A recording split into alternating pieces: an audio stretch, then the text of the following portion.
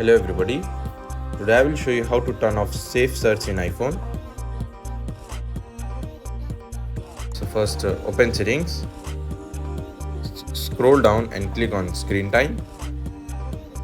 Scroll down and click on content and privacy restriction, and if it is already turned off, move to step 2. If not, then proceed.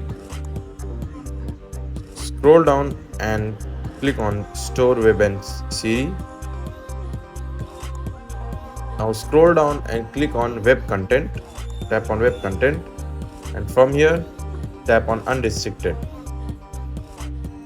Step 2. Open Safari. Open your browser.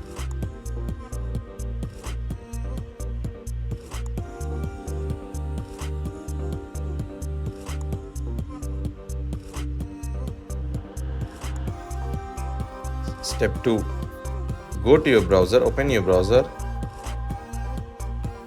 In browser, go to Google website. Now tap on 3 horizontal lines in the corner. Tap on Safe Search and turn it off. Turn it off.